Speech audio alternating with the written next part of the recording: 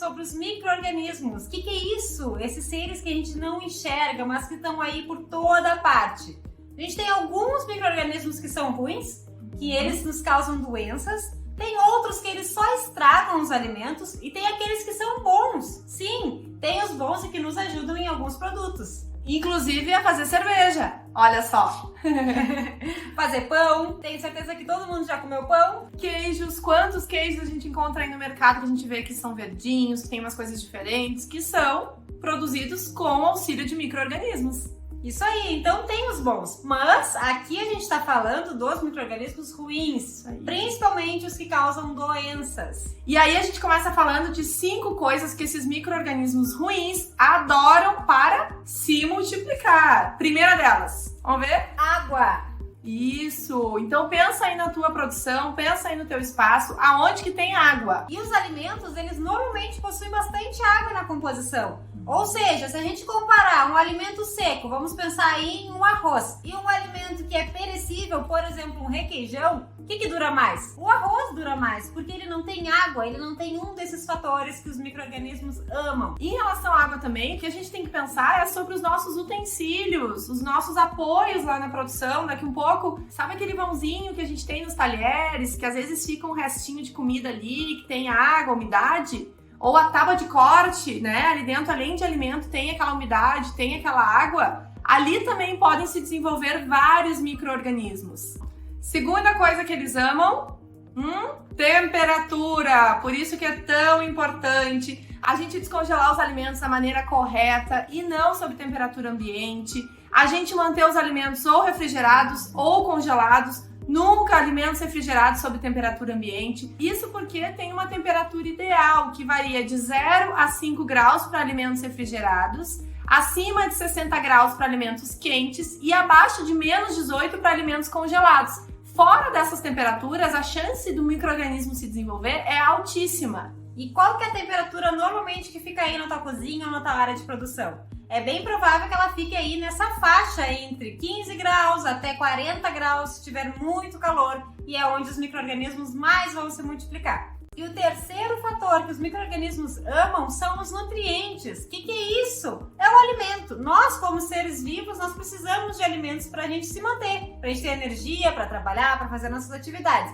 Os micro-organismos é a mesma coisa. E a gente sempre brinca que os micro-organismos são quase seres vivos que nem nós, porque eles gostam dos mesmos fatores para se desenvolver. E pensa bem, se a gente está falando de uma empresa de alimentos, aonde que tem alimentos? Em todo lugar. Então, olha a importância de a gente controlar, da gente higienizar, da gente cuidar da temperatura, porque a possibilidade de multiplicar é muito grande. Exatamente. Então, pessoal, cuidem restos de comida, cuidem a higienização do ambiente de vocês. Qualquer frestinha, qualquer restinho que ficar ali, inclusive nos equipamentos, vai ser suficiente para os micro-organismos se multiplicarem. Um exemplo muito característico e que é batata, que sempre acontece, é a esponja. A esponja tem umidade, fica às vezes um restinho de comida, então a possibilidade de um micro-organismo se desenvolver ali é altíssima. Então a gente tem que ter muito cuidado. E o quarto item que os micro-organismos precisam para se multiplicar é oxigênio. Como assim oxigênio? Por acaso tu já pegou algum produto, um iogurte, ou uma conserva, ou enlatado, estufado? Aí tem algum risco de contaminação, de multiplicação de micro-organismo. Então o que pode ter acontecido nesses casos?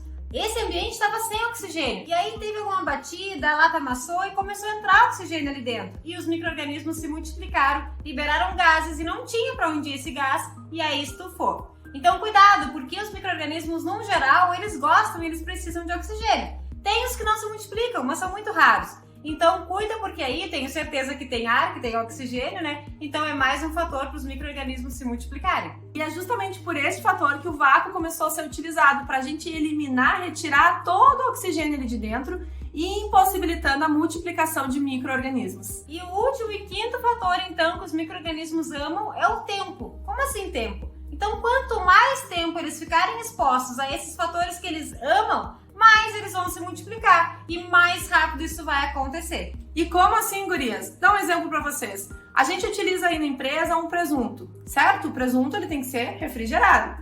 Ou seja, quanto mais tempo ele ficar fora da refrigeração, maiores são as chances desses micro-organismos se multiplicarem.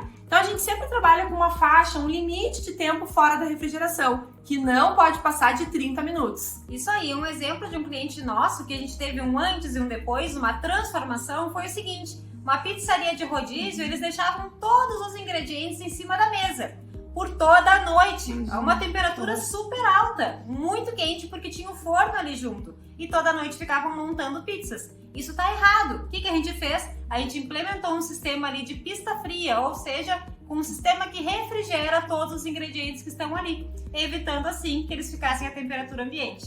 Gurias, não tenho dinheiro para colocar pista fria, o que eu faço? Eu reduzo as porções que vão ficar expostas. Então eu tenho várias porções, reduzo em porções menores, deixo a porção maior dentro do refrigerador e vou repondo conforme aquela porção menor vai saindo. Porque assim eu tenho um controle maior da refrigeração desse produto. Isso aí, então agora que tu já sabe os 5 fatores que os micro-organismos mais amam para se multiplicar, para se desenvolver, cuida bem deles. Observa se na tua produção não tem um desses fatores aí que está proporcionando uma contaminação no teu alimento. E lembrando, qualquer um desses fatores pode ser um fator crucial lá na qualidade do teu produto final. E também da validade do teu alimento.